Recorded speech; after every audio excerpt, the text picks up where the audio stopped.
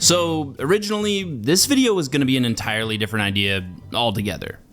The initial idea was to beat Marvel's Spider-Man without purchasing any of the optional upgrades.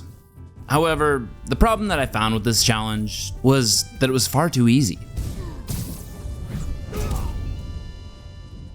Now, I could have simply wrapped up the challenge, written a script, and gone through with this original plan, except it kept bothering me. It didn't feel challengey enough.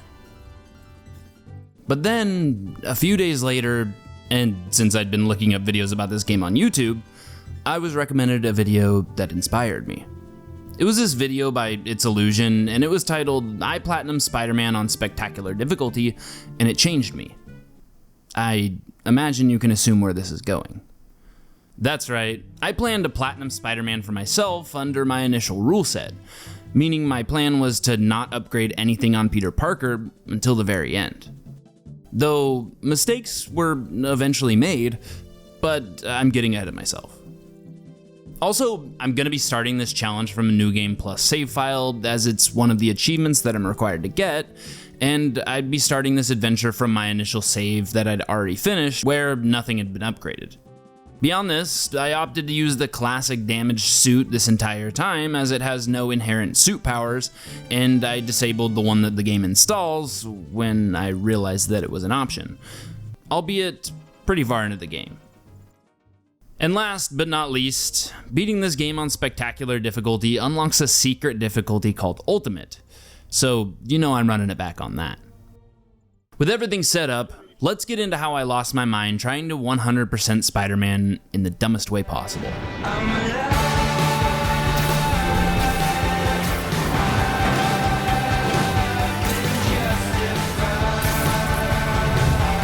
Now once I'm in control of Spider-Man, I immediately get given my first achievement for traversing across the city's rooftops. Now this was concerning since I wasn't currently on any rooftops, but I'll just chalk it up to the game not really loving the fact that I just hard reset all the achievements. Anyways, beyond this, I'm thrown immediately into a situation where I find myself fighting my way through a building full of enemies armed with bazookas. What the heck? Eventually though, I'd make my way up to our first villain, Kingpin. But while I was making my way up there, I managed to nab my second achievement, Arachnophobia, for performing 75 stealth takedowns as I was crawling around in his vents. Once I did get to Kingpin though, I'd find him hiding behind two massive turrets and a glass cage. Using my web slinging skills, I ripped them from their housing and turned them against him. Now that he was freed from the safety of his little safe room, we could begin the actual fight. My web shooters are a necessary evil against this guy, as it's the only real way to take these big boys down. Well, either that or throwing debris at them. But after a couple successful webbings and subsequent face punches, we'd be blasted out of his office to continue our fight into a larger area, this one being filled to the brim with his men. Now, though that sounds like a bad thing, it actually makes this fight a bit easier for me since I could just farm them all for focus and use it to heal from any damage that I take. But beyond that, I could also just use them as weapons, kicking them into each other and even into Kingpin, knocking them all down and getting some free hits in. Eventually, I'd go on to do enough damage, complete a few quick-time events, and successfully capture my first villain, as well as another achievement. 3 down, 75 to go. After this, and a few more lore bits, we're introduced to our first couple of bundles of collectibles we'll need to gather in order to finish this challenge. These would be the surveillance towers, backpacks, and crimes. My first targets would be the towers, as they were the primary way to unlock all parts of the map. As I was going about my business unscrambling these towers, I'd happen upon my 4th achievement of the run, King of Swing, for really no good reason, as I was simply running up the side of a building. And just a couple minutes beyond that, I'd be finishing up unscrambling these towers.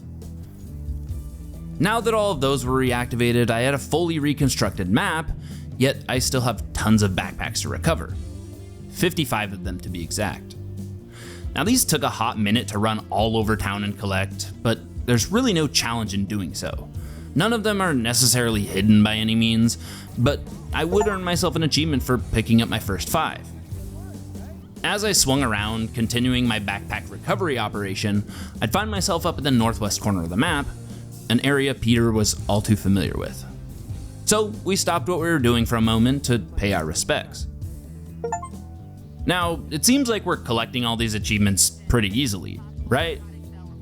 Well, every game has their fair share of easy to get or simple time investment achievements, and this game is stacked with them.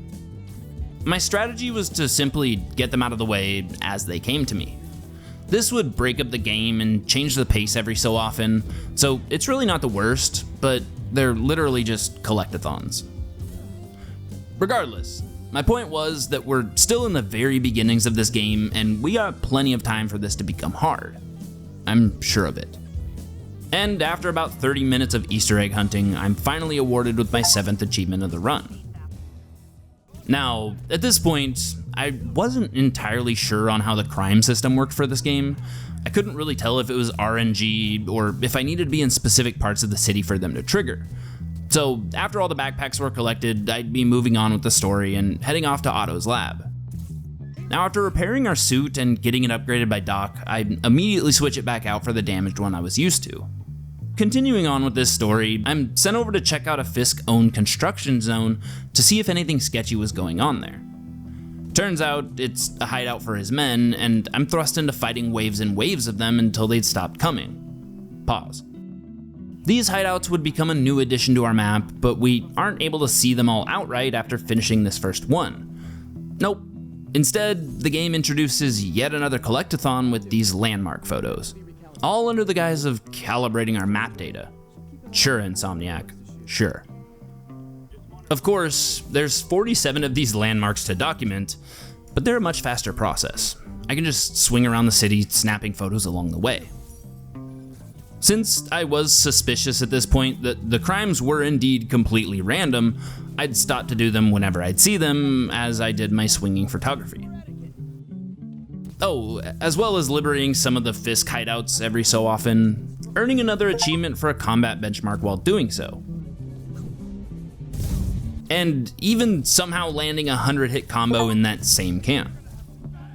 Eventually though, I'd wrap up this photo-taking escapade with my final photo being that of Avengers Tower.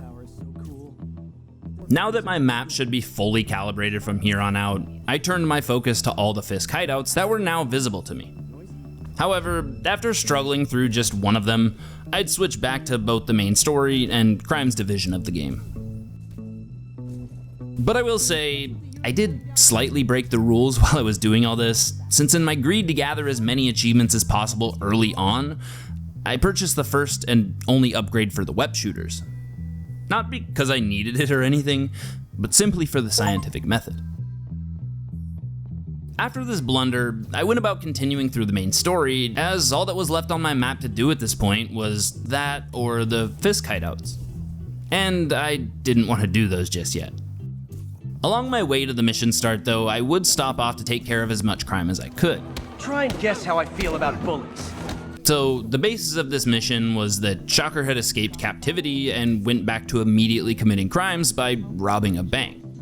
So I'd meet him there mid-heist and face off with him. This fight, being another early game boss, isn't all too difficult to deal with, though I would still die on various occasions.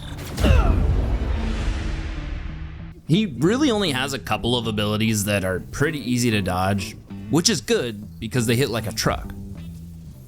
And I found that Insomniac took a page out of the Dark Souls book and gave these bosses multiple phases. And at one point I would make it to the second phase and promptly die. But since this game's saves are incredibly forgiving, I'd pick it back up from the beginning of the second phase. I continued dodging around frantically and punching in when I could, until I was eventually prompted to pull on these crumbling pillars and bringing down a giant metal map suspended in between them, thus bringing the fight to an end. You brought this on yourself. While I waited around for my next mission to prompt, I went ahead and did some side quests, completing one of Harry's research stations and resolving some more crime. My next main mission had me clearing out one of Fisk's hideouts down by the docks, and after making sure the guards on the outside were pacified, a cop would suddenly show up out of nowhere. But to my luck, he came with a warrant to search the place, putting us within the bounds of the law to investigate the inside.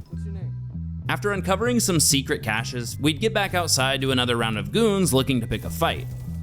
Eventually, one of the trucks would speed off, forcing me to chase around a vehicle that was shooting rockets at me, until finally stopping it in the most superhero way possible. After all of that, Spider-Man was wiped, so it was time to head off to bed for some rest. And once we were well rested, we'd go back to hunting down and completing more of those research stations for Harry, all while fighting any crime in between them. I would eventually arrive at one of these stations that did require me to know the ground strike ability, but since I wasn't allowed to learn it yet, I was gonna have to come back to this one. So instead, I'd move on to do the rest of the Fisk hideouts. There was a point in time where I'd gotten the achievement for riding the subway 5 times, but couldn't find my footage of it happening, which is crazy because not once did I ever ride the subway. I'd just gotten the achievement randomly, while perched atop a light pole after finishing a crime or something. I don't know. Anyways, I had just 3 more hideouts left to clear, and after doing so, I'd break past the 5th waypoint of this challenge, making that 15 for all you who can't do math. Before moving back onto the story, I had just one last thing I wanted to clear off my map: the side missions. One of them had me destroying jammers for Yuri, another had me cleaning up Central Park with the aid of a birdwatcher, and the last one had me chasing around a vigilante civilian who was trying to be a hero himself. Now that the only thing left on my map to do was the main missions and the crimes that only pop up with RNG in time, I was off to start the stakeout, which is essentially just an introduction to the character Black Cat and some more collectibles around the city for me to find. Oh hey, another achievement. And another after locating the other 11. Once I'd found all of Black Cat's cats, I'd gotten a new suit and was once again back on the hunt for a couch to surf on, landing on the one in Aunt May's office. And after a good night's sleep, we were back on the streets looking for citizens in need. I'd come across this homeless man named Howard who'd allegedly lost all his pigeon's cousins after being tossed out of his home. So it was my duty to find all 12 of them and get them home safely. And that was really all there was to do in the city, besides the occasional crime stopping. So I went ahead with the story, which brought me to another fight at one of Fisk's construction zones. But this time, I was actually saving his construction workers against a totally new enemy, the demons. After some intense superheroing to stop these demons from harming more innocent lives, we find ourselves attending an honoring of a cop who helped us with the warrant back at Fisk's warehouse. Long story short, terrorism happens and we're now in control of Miles Morales. Now, these sections, as well as the MJ ones, are more dull than the BDs in Cyberpunk, so I'm just gonna skip over all this nonsense and jump to where I've completed Act 1. Now the demons are here and pose a whole new threat. Supposedly, since Fisk was out, they'd moved in and planted some of their own bases all over the city. So, obviously, I'd be headed in to dismantle them all. And the first one I'd finished, by sheer coincidence, would end up being completed with both optional objectives being checked off in the end. Now, with these new demon warehouses, I noticed a slight scale up in difficulty. These guys were tougher, had special powers, and somehow an endless supply of severely overweight damage sponges. Though, I wasn't so underpowered, and I was now utterly steamrolling these bases. Even punching them all so hard, I'd max out my brawler benchmark before anything else. And eventually managed to free the city from their looming threat, except for the crimes. Those were still happening. There really wasn't much for me to do besides swing around and wait for crime to happen, or do the main story. Here we are again. That was, until this weird chick named Screwball shows up and makes me do this quote-unquote challenge where I'm stuck defusing bombs around the city for the sake of views. I begrudgingly completed her challenge, but then track her down and get her arrested. Then I could continue back on my crime-suppressing missions, which is really never ending since each time a new enemy is introduced, they come with their own batch of crimes, typically around 5 per district. Though, as weird as it sounds, I needed these crimes to secure another achievement, Overdrive, by successfully stopping 10 of their cars. Along my superhero crime-stopping escapades, I'd eventually take a break to take on another side mission, one that has me investigating yet another villain's warehouse, Tombstone. He's somehow making this inhalant that gives people his hardening ability temporarily, giggity, and I need to stop it. I'd eventually punch through the guys outside and make my way inside, being faced with more of his hard men. But once they were all dispatched, Tombstone himself would show up for a fight. This guy can be a bit of a pain in the butt, but he's simply a brute, and I saw the character archetype right away. There's plenty of debris lying around for me to sling right into his face, and with enough junk being repeatedly smashed into his skull, and getting him to inhale my power reversing formula, he'd be taken down and brought to justice. Hell of a run, though. After finishing up here, I noticed a new icon on my map. These things called Taskmaster challenges. So I went over to one to see what they were all about. This challenge places me in a race against the clock, chasing a drone around the city and hitting various checkpoints, all while being timed and trying to do it as quickly as possible. After a few tries, I started to understand the concept a bit better and would eventually do well enough to earn myself another award. But then, since I'm a bit of a narcissist, I kept attempting this challenge, since I knew I was more than capable of scoring that ultimate ranking. And sure enough, after just a few more tries, Not gonna lie, feeling pretty good about myself right now.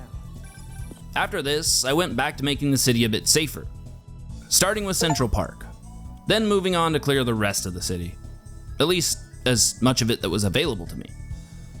After the city was back to being crime-free, for now, I could focus on all the other Taskmaster challenges available to me, refusing to move past them until I've collected every associated achievement. So close to perfection. Eventually stopping off atop Avengers Towers in between all of this to take in the view of the city. After completing each of the Taskmaster challenges, he would reveal himself and challenge me to a fight. A fight I had no business taking on.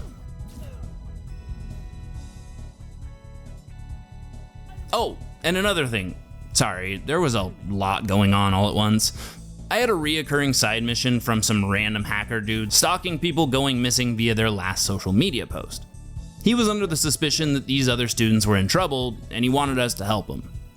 There were like 4 or 5 of these missions, saving various students from a weird demon spell they were under, and this eventually culminated into a finale of football teams being taken under this spell, and I was caught up in the middle of trying to stop it all from getting worse. This horde of enemies actually had me stumped for quite a while as I fumbled around trying to figure out the best way to approach it. Eventually, playing it cautiously and using the objects all around me as throwing weapons proved to be the winning strategy here.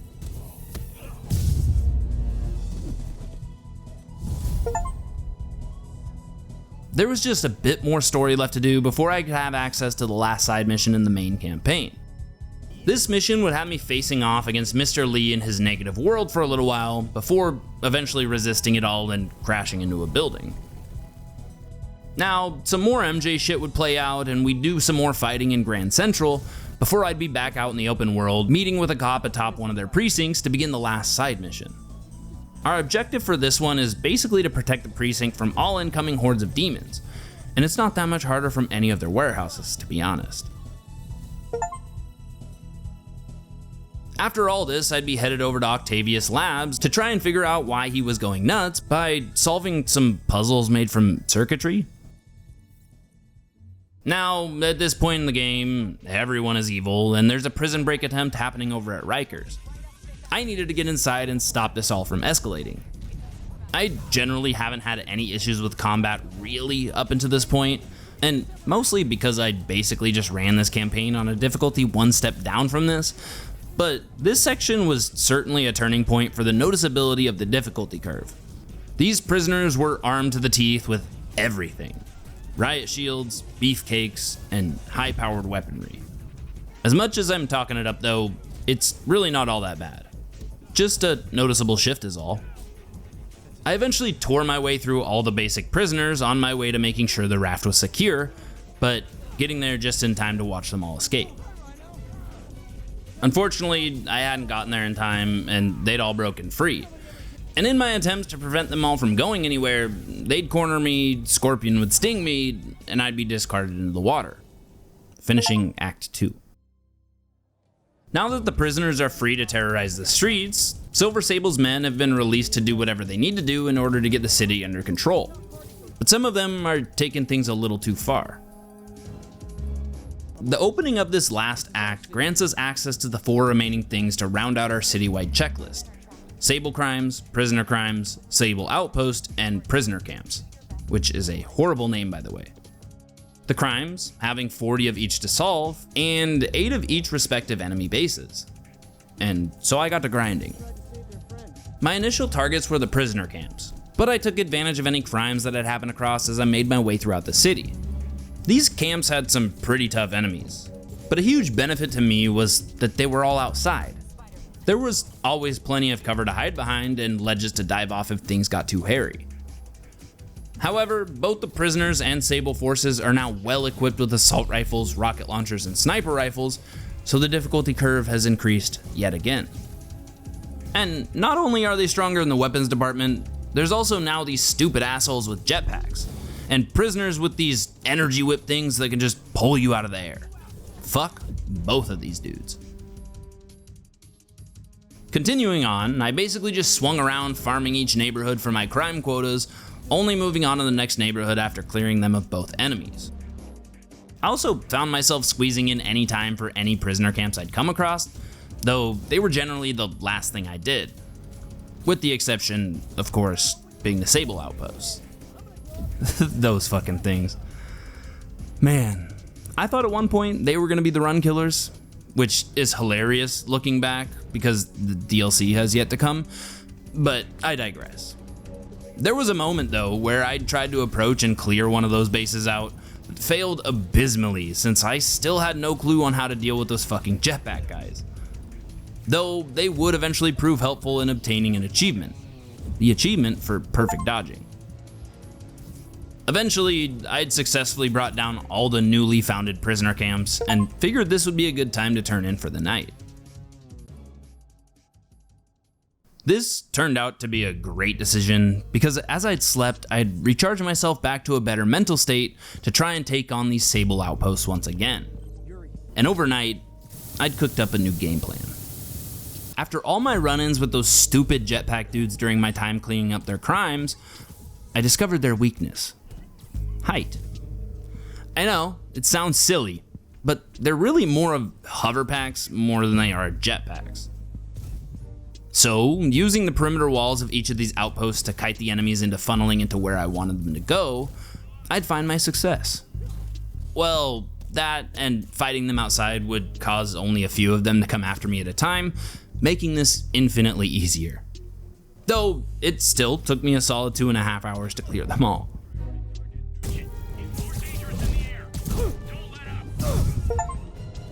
Now that the map was cleared and I'd collected all the side content achievements, it was time to finish the story and collect the remaining trophies tied to the main game. Electro and Vulture were the first 2 villains I'd come across, and they were fighting as a pair this time. However, their attacks are incredibly telegraphed, and the game basically spells out how to defeat them. After a few exploded transformers to pacify Electro and turning Vulture's attacks against him, I could move on to my next battle.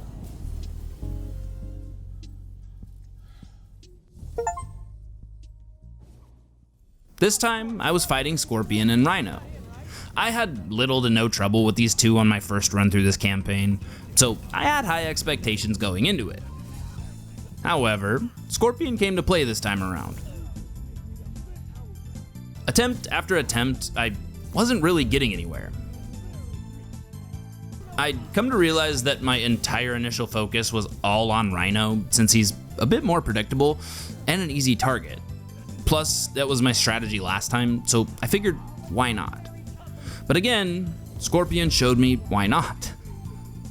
So I decided to switch targets. Scorpion was now my enemy number 1. The reason I'd even avoided him to begin with was because my web shooters don't have enough ammo to completely web him up with the 6 shots I'm limited to. So this would lead me to having to do a bit of time and resource management while fighting him. As long as I shot him quickly enough in between reloads, I could eventually stun him in place and get some hits off on him. Do this 2 or 3 times and he'd be out cold. Now I could just focus on the big dum-dum. All I needed to do for him was bait him into running under any of the cranes holding something heavy and drop it on his head when he does. Now all that was left was Mr. Lee and Doc Ock. Lee was up first, and my fight with this dude just felt like a reskin of my first fight with Electro. Just dodge his ranged attacks, web him up, and punch him in his face. Pretty standard fight, if I'm being honest. That is, until he turns into a giant fucking demon and spawns in a bunch of shadow minions to come and try and touch my butt. This fight ended up being one of the toughest ones of this challenge. No joke. All because of the second phase right here. Time after time, he just overwhelmed me with an excessive amount of mobs, and it felt as though there was nothing I could do about it. Until I had this run where I was able to stall him just long enough from going into his demon form to do some pretty decent damage. And by the time he'd eventually transform and finally spawn in some more guys, he was just one punch from finished.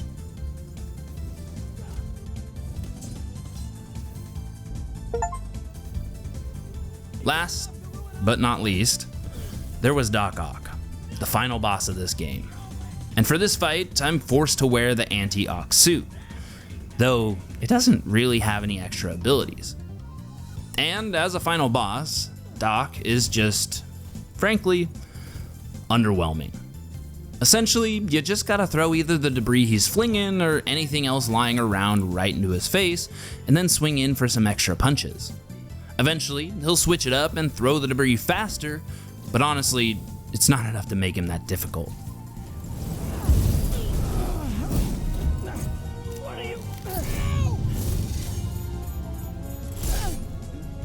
Oh, and then you gotta fight him on the side of the building, and most likely for the extra lines of dialogue, because this section is also incredibly easy. Think of the man you were! That man is gone. You can't save me, Peter. And with that, I earned the last few base game achievements that aren't tied to anything I was waiting on. And honestly, this is where I kinda messed up. At this time, I wasn't sure I was going to need to do the DLC, nor how long the DLCs were for the 100% completion, so during my victory lap, I may have jumped the gun a little bit. I bought all the Spidey suits, and then started purchasing all the gadget upgrades. Right. So if you've played this game, you probably see the flaw here. There was still a lot of game left to play, and I just broke a major rule. However, I made a sworn vow to myself not to use any of these upgraded gadgets beyond the web slinger while I went through this extra content. Unless I had to, of course, but we'll get to that. Oh, and while I was upgrading all these gadgets, I ran into another issue. I didn't have all the resources to upgrade everything. Again, at this time, I didn't know anything about the DLC. I can't stress that enough. Because I stayed here in the base game, grinding out all of these challenge tokens to secure this achievement. Though, becoming untouchable in the process. After making my rounds and completing the requirements to get all the tokens I needed for the rest of my gadget upgrades, I upgraded them. And since I wasn't quite finished with everything yet, I spent the only 3 skill points necessary to obtain the ground strike ability, then went off to complete the 1 remaining research station that was barring my entry earlier. Once that was all finished, I'd get 2 of the last 3 achievements I needed from this base game. The final one being to defeat Taskmaster. And the first few times I encountered this dude, he absolutely destroyed me. But I was lucky enough to find myself fighting him in an area with plenty of junk to sling in his face this time, allowing me to get by on little to no help from my gadgets, which I know this fight is supposed to be all about. Anyways, now it was time for the DLC. Now, there are 3 DLCs in this game, and they're all basically their own whole-ass story within them, and I'm not going to be covering them in as much detail as I did the base game, as there's a lot of just repeating content like crimes. But regardless, let's jump into the first of the 3 DLCs, the Heist. This DLC is all a side story revolving around Black Cat and my hunt to track her down. The first mission I'm thrust into is basically just another outpost, except it's an art gallery. I'm faced with wave after wave of enemies trying to steal this priceless art, and I need to survive long enough to stop them all. But there aren't any crazy complex enemies here, so it's an easy enough task.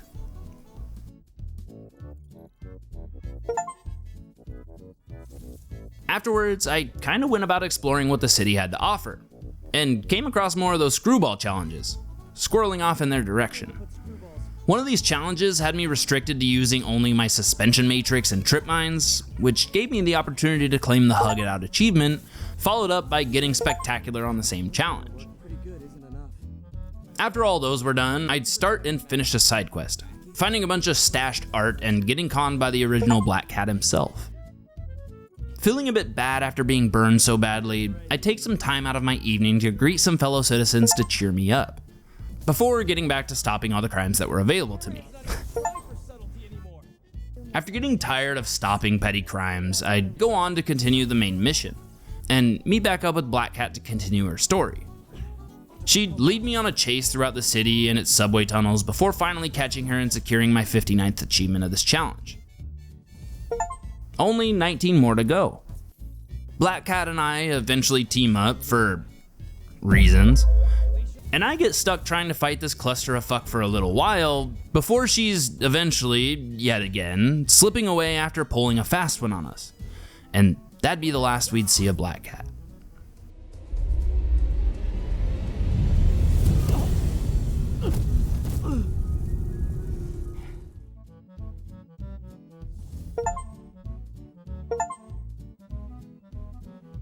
I was now on to the second of the 3 DLCs, Turf Wars.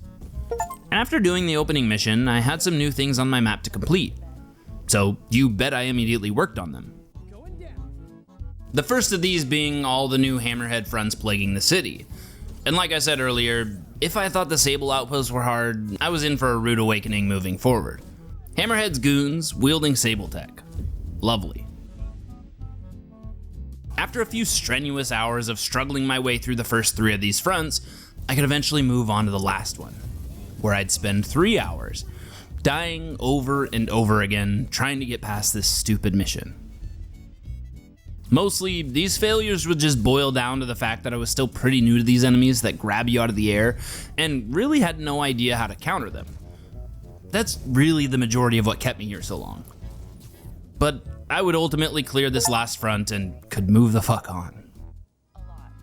I was now off to stop all the current crime happening in each of the 9 neighborhoods, before fielding a call from Screwball once again. She'd have some more challenges for me. The first one she'd introduced me to was much different than the ones I'd done up to this point. It would need to be done in complete stealth. And after I finished that up, I figured I'd do what I always do from here and bang the rest of these challenges out right now. So I went off to the very next one, and instantly got stuck there for another few hours. The combat at this point was getting exceedingly difficult, and my hand was cramping up from all the dodging I was having to do. This game was meant for a controller, and it shows. Beyond these events though, the rest of the DLC's achievements simply hinge on me clearing the City of Crime, again, and completing the rest of the main missions. Which brings me to my fight with Hammerhead. This dude is rough. He honestly probably wouldn't be so bad if I didn't also have to juggle his goons while trying to dodge his lightning fast abilities. However, I eventually conceded and used my ultimate bitch move, kiting him around the giant pillar in the middle of the battlefield and throwing anything and everything I could at him. Well, that, and the occasional expert dodge. I've punched a lot of heads. Yours has to be the hardest. Freeze! You're under arrest!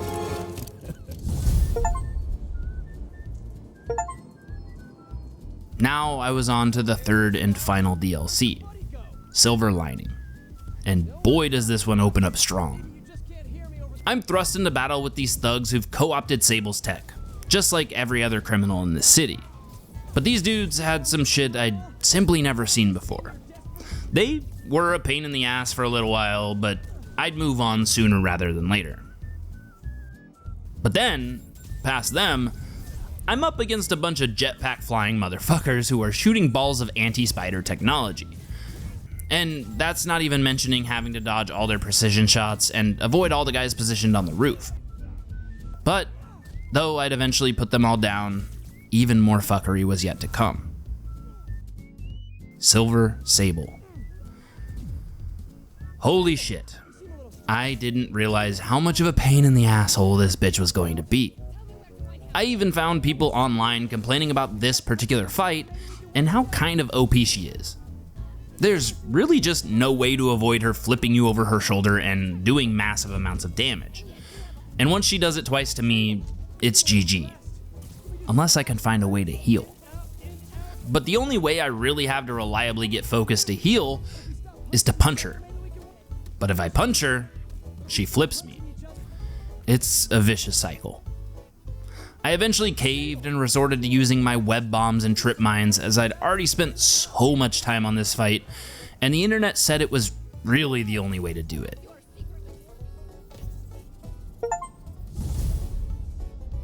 Right on cue, as always, after this initial mission, I'd get another call from Screwball.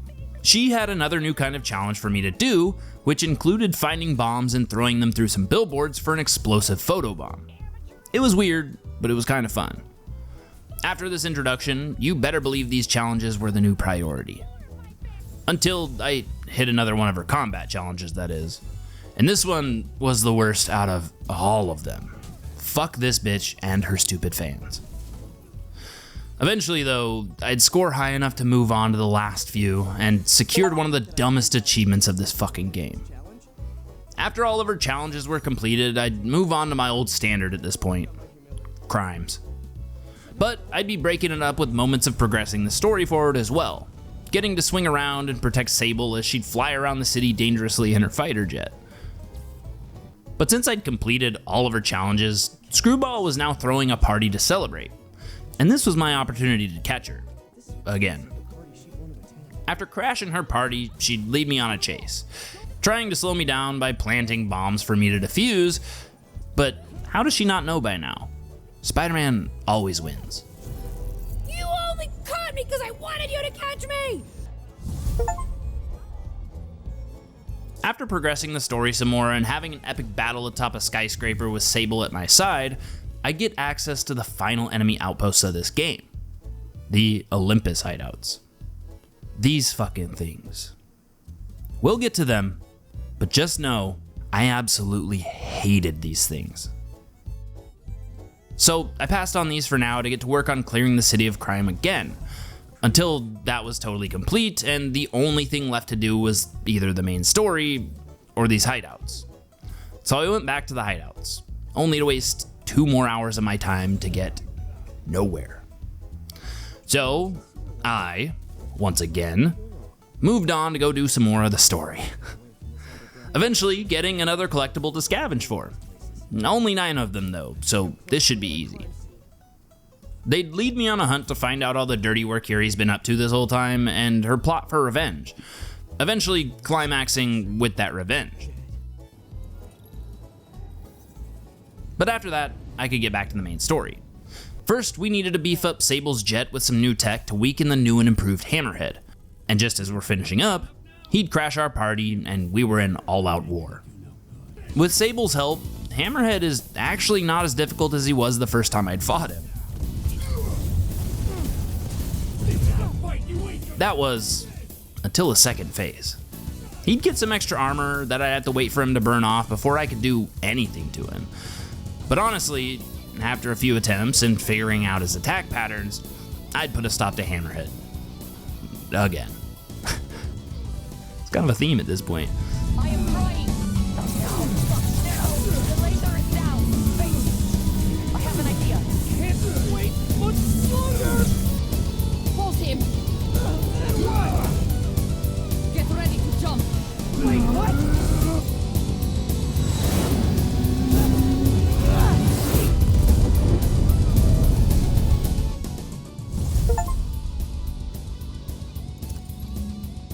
Now, it was time to get back to those pesky Olympus hideouts. I'd been actively working on my combat skills throughout this entire game, and I decided that the only way I was going to be able to complete these was to use my gadgets. I know, I'd come this far. But listen, there was just no other way around this. I'd already burned so much time on these already that it was my single concession to myself. But once I allowed these hideouts became less threatening. Still ridiculously difficult, but much more manageable. Finally, after literal hours of grinding and retrying and doing everything possible I can, I'd clear every single one of these hideouts. And once they were taken care of, it triggered the last side mission I needed to finish this challenge. Basically, I just had to save this David guy from an ambush. Nothing I wasn't capable of handling at this point. I'm just gonna bask in this good feeling for at least the next few seconds. Or until something else bad happens. I had just 3 achievements left to get, and they would be simple enough to do.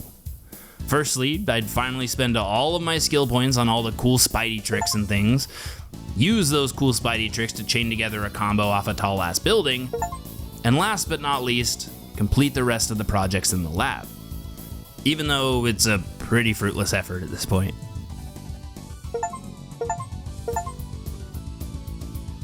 Okay, so this challenge had me fighting for my life at times.